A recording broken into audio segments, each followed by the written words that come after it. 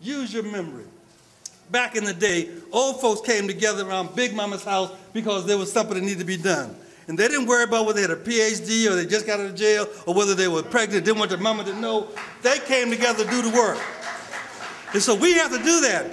I want to offer to you that you are the glue, and that our glue is spelled culture. Our glue is spelled culture, and that we are losing our way because we haven't paid attention to our culture in a very overt way. The fact of the matter is that the difficulties we see in our community are not of our making. It is that this society is cancerous. Now, I need to say that again. This society, based upon its value structure, is cancerous. Think about the fact that just recently we've had news reports where little boys that got on a bicycle and rode across town and beat this little girl almost to death because she texted him something that he was offended by. Or that these little girls are texting each other and cause this poor child to actually go into her home and kill herself because of the trauma of the anger that's in the nature of the society. But more importantly, think about the fact that we're having news conferences where corporate executives are sitting in front of the Congress and saying, I got a $300 million bonus. Not my salary, that's pure vulgar greed. I got a $300, and then he was lying about that. The fact of the matter, he got a $500 million bonus, but he figured if I said I got $300 million, folk wouldn't be upset. Wait a minute, Jack, that's your bonus. That's not your salary, that's your bonus. And just this day, Congressman Lee was talking about trying to get $300 million for a summer program.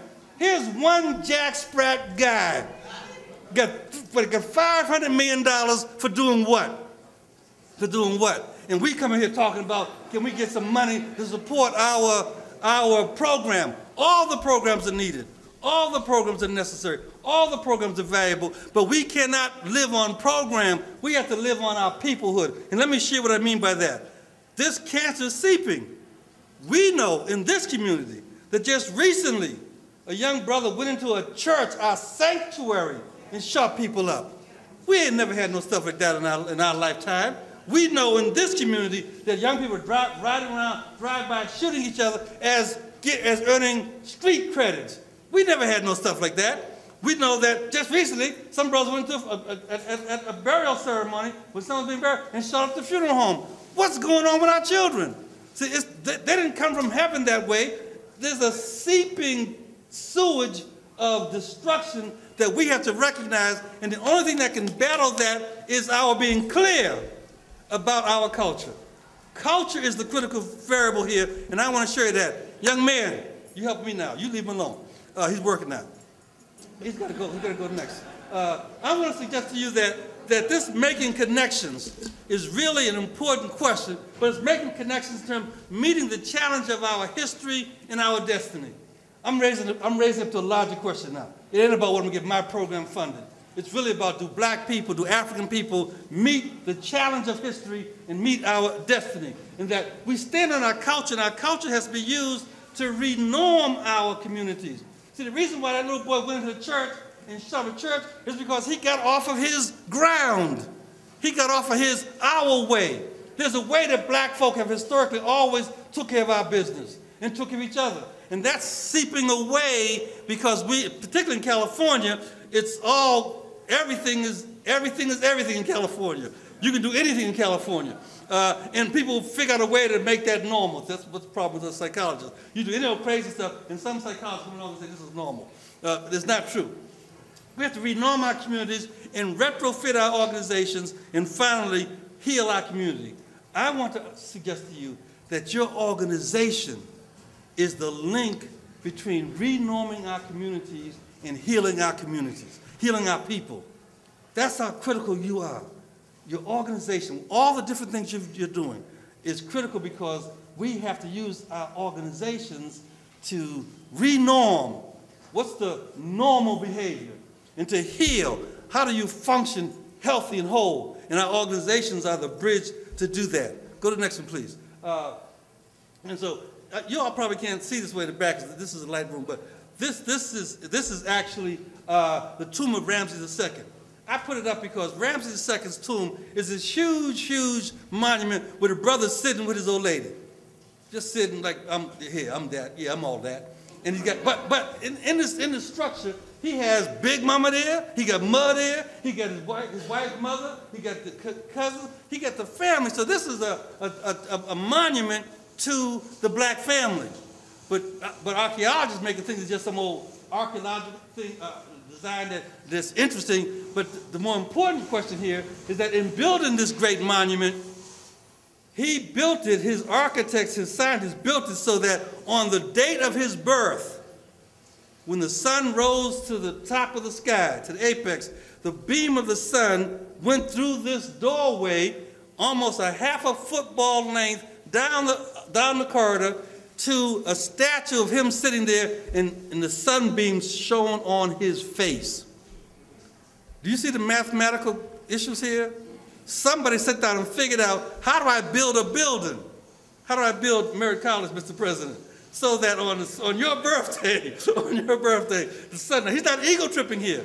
I want you to be careful here. He's not ego tripping. What he was showing was the excellence of African thought. The excellence of African thought when we be African.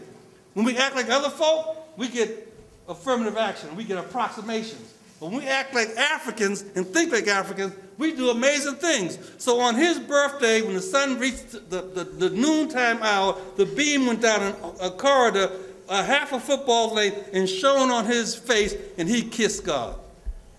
That's our way.